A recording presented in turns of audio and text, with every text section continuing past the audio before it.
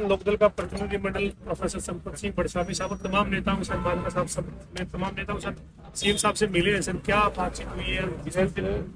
बड़ा महत्वपूर्ण इशू था जी। जैसे बुढ़ापा पेंशन बड़ा इशू था, उसी तरह का एक इशू है आज की तारीख। जो परचेज सेंटर बने थे क्यों की खरीद के लिए, जो चौधरी देवीलाल ने जिनकी शुरुआत करी, चौटाला साहब ने उनको बढ़ावा दिया जी।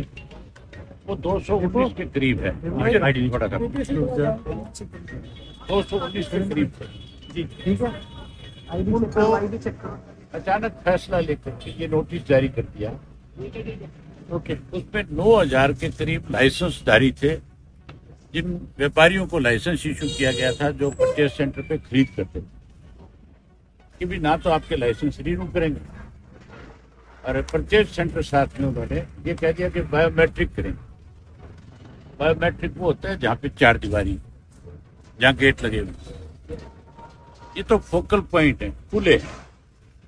यहाँ तो लोग जो खरीद करने वाले हैं वो भी टेंट लगा करके, अपनी कुर्सी लगा करके खरीद करते हैं। हमने कहा कि भाई ये पॉसिबल नहीं है, ये तुम्हारा गलत फैसला है। इस फैसले पे आपको पुनर्विचार करना चाहिए और किसान परेशान नहीं हो। वो 9000 लाइसेंस वाले लोग हैं, उनके सामने दिक्कत ना हो। एक लाइसेंस के ऊपर 9 लोगों को रोजगार मिलता है, उसमें अलग अलग काम करने वाले 9 लोग होते हैं। 1 महीने तक उनका रोजगार चलता। आप इस पे फैसले पे विचार करो और आप हमें बताओ। मुख्यमंत्री से पूछा हमने कि क्या फैसला करो जी। मुख्यमंत्री ने ये आश्वासन दिया, ये कहा कि हम ऐसा नहीं होने दें, बंद नहीं करेंगे, परचेज सेंटर चालू रखेंगे और जल्दी इसके ऊपर मैं अधिकारियों से बात करके फैसला लूंगा। हमने बहुत खुल करके कहा भी आप या तो तुरंत इसके ऊपर फैसला ले लो, क्योंकि गेहूं का सीजन शुरू होने वाला, अप्रैल में गेहूं आ जाती है, समय बचा नहीं, फिर दिक्कत आएगी। अन्यथा फिर हमें अपनी पार्टी की तरफ से कोई बड़ा फैसला लेकर इस पे कोई आंदोलन कोई समय सीमा तय की? उन्होंने आश्वासन दिया है हमें कि मैं जल्दी अवगत करा दूंगा। इसके साथ हमने वेट करेंगे कि 1 हफ्ते के अंदर अंदर हो जाना चाहिए, क्योंकि मुख्यमंत्री को किसी का आदेश थोड़ा ही लेना है, इसलिए तो आदेश आगे देना है। अपने अधिकारियों से बुलाए, बात करें। ये बड़ा सीरियस मैटर है, लाखों किसानों की समस्या है, तो एक आदमी की नहीं। जो परचेज सेंटर पे आकर के फोकल पॉइंट पे बेचने वाले लोग थे, आप ये देखो, वो एक फोकल पॉइंट जो था उसके 5-7 किलोमीटर दायरे के किसान बेचते जाते। अब अगर चौटाला गांव का किसान मंडी में बेचने जाए तो डबाड़ी की मंडी लगे, हाईवे है नहीं नीचे, क्योंकि भारतमाला बन गया। उस भारतमाला पे ट्राली चढ़ नहीं सकती, उसको दिक्कत आएगी कि नहीं आएगी? कहाँ 30 किलोमीटर, कहाँ उसकी गांव के गांव में बिक्री। मैंने कहा इस पे आपको विचार करना है। हम इसीलिए आज सारे इनसे मिलने के लिए आए। मैं उम्मीद करूंगा कि ठीक फैसला आएगा। सर, इसके साथ ही इन दिनों मंडियों में सरसों की फसल आनी शुरू हो गई है, लेकिन हमने कहा कि 12 तारीख से परचेज शुरू करो जी, जल्दी करो, क्योंकि सरसों तो आ गई। 4-5 जिले हमारे ऐसे हैं जहाँ सरसों जो है बहुत पहले आनी शुरू हो जाएगी। रिवाड़ी में, महेंद्रगढ़ में, भिवानी में, आपके मेवात में, गुड़गांवा में, पलवल में, इन जिलों में अगेती सरसों, तो वहाँ सरसों की परचेज शुरू हो। 12 तारीख से इसकी परचेज शुरू होनी चाहिए थी। इसके लिए भी हमने फिर से कहा, उन्होंने भी इसी बात पे आश्वासन दिया कि हम जल्दी से जल्दी इस काम करेंगे। एक इन दिनों और मुद्दा जो है वो यही है सर, राज्यसभा चुनाव को लेकर आप क्या रणनीति है इंडियन नेशनल लोकदल की?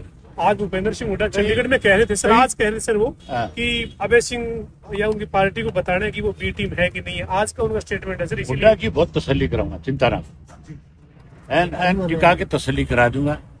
हुड्डा अपने लोगों को संभाले बस। हुड्डा ने हमेशा अपने लोग बेचे, जुम्मे मेरे लगाए जी। अब की बार देखना।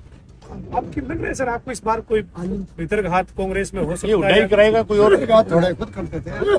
आलू की भीतरघात थोड़ा ही। ये बताओ, कुलदीप को और किरण को पार्टी से किसने निकाले? हुड्डा ने निकाला कि नहीं निकाला? वो जब निकल के गए किसकी जिम्मे पड़ के गए? हुड्डा का काग नहीं कहा, तो इसने हुड्डा ने उनको निकलवा करके बीजेपी की मदद करवाई। एंड मौके पे आके जब चुनाव था राज्यसभा का, उन 5-7 दिनों में इस तरह से उनको प्रताड़ित किया कि उनको छोड़ करके भागना पड़ा।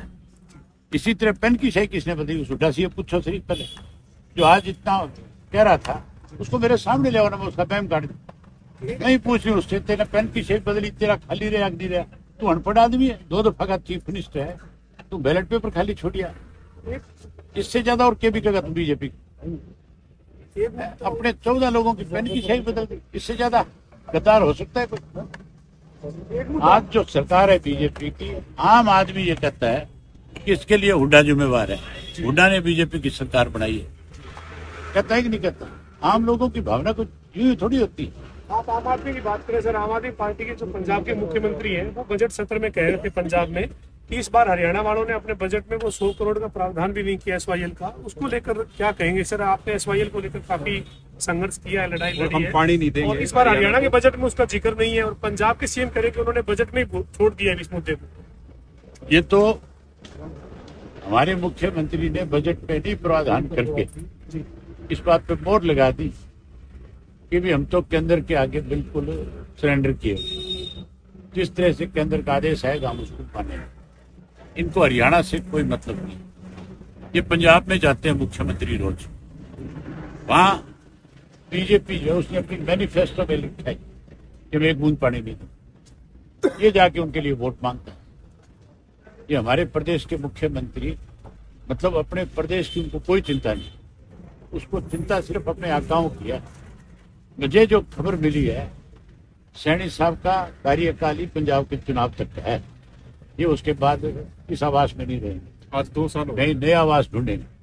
सर CNG और CNG को लेकर दिक्कत चल रही है, गैस को लेकर, उसके बाद कई यूरिया के प्लांट्स है जैसे पानीपत में, वो भी बंद है सर। आज आप ये देखो कि जिस तरह से CNG, जिस तरह से गैस की गैस उसके दाम बढ़े, जो ब्लैक मार्केट हुई है जी, उसके लिए जिम्मेवार कौन है?